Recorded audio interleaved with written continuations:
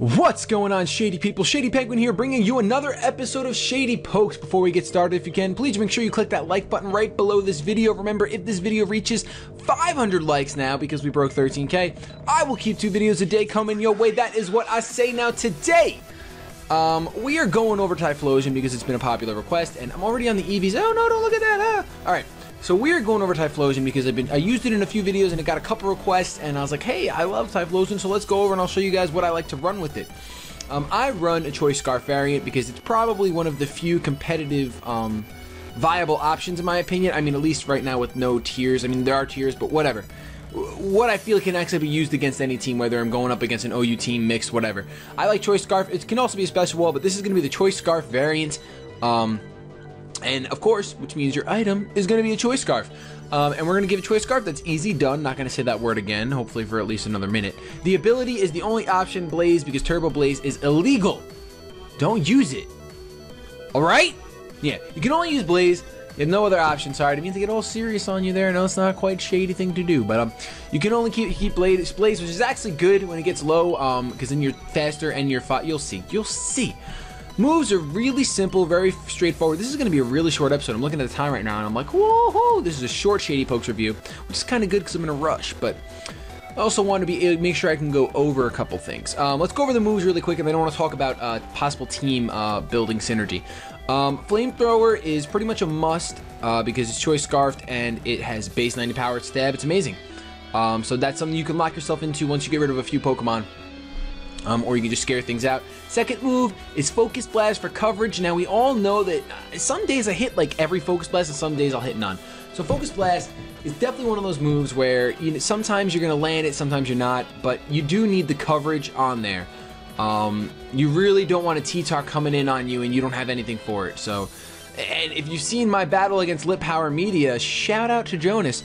I got to Focus Blast his T-Tar and it was fantastic.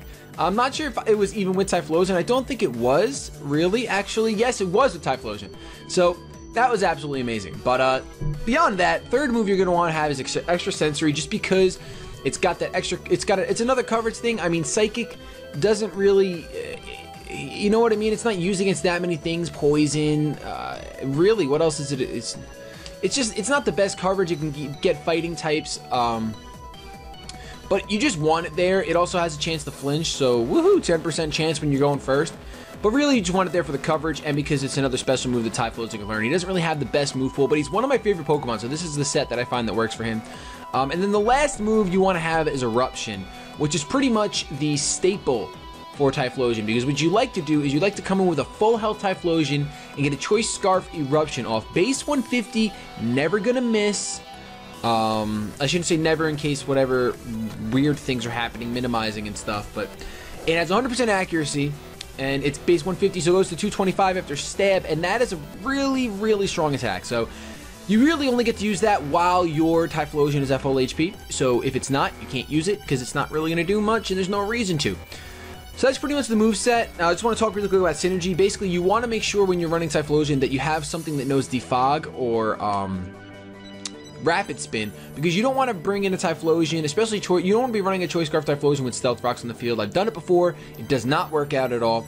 So you really don't want to do that. You can use Typhlosion in combination, obviously, things that can absorb what he's weak to, like Vaporeon. He is weak to water, so something that can take up water. He's also weak to ground and rock.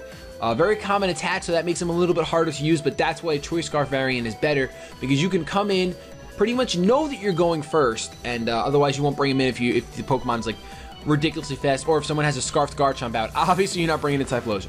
We're going to go over the EV spread really quick. Unfortunately, Typhlosion doesn't have, just backtracking, Typhlosion doesn't have any of those cool things like our last review did, like Nidoking, how he can absorb paralyzation or toxic and stuff. The only thing that Typhlosion can take for you is a Will-O-Wisp. So if you see your opponent using a Trevenant, you can come with your Typhlosion thinking he's going to go for a Will-O-Wisp. If he does, it might be a little obvious, so he's probably not going to go for the Will-O-Wisp at that point, but it's just something to keep in mind that Typhlosion can take those burns when you need to take those burns. The EV spread is very simple. It's just a special scarf, so it's going to be 252 in special attack, 252 in speed, and 4 in HP. I like to run a Timid Nature because I don't want to be outsped. With Timid Nature, you are guaranteed to outspeed a Mega Alakazam. I believe. Don't quote me on that. I know that I've outsped. I'm sorry, not a Mega Alakazam. A regular Alakazam. You outspeed a regular Alakazam when you're Choice Scarfed and you have max speed. Without the timid nature, if you were to run a modest nature, oops, that's not what I wanted to. Oh no, that's not what I wanted to do at all. Oh gosh, I don't want to watch a battle. Oh no. All right, so we're back. If you were to run a modest nature and you go down to 152, the Choice Scarf, it brings you to 2. Why am I having a brain fart? 76 plus 152. This is why I'm going back to school, everyone. Oh, 228. So you might still outspeed without. I'm not entirely sure, but just to be safe, I do run the timid nature. If you guys find out that you do outspeed Alakazam, then I say go. Like if you outspeed Alakazam without running timid, then I say go for the modest nature. I'm just not entirely sure right this moment, but that's pretty much gonna bring us to the end of this video. If you enjoyed this Shady Pokes review, leave a suggestion down below. Who do you think I should review next? Have yourselves a good day, but above all else, keep it shady.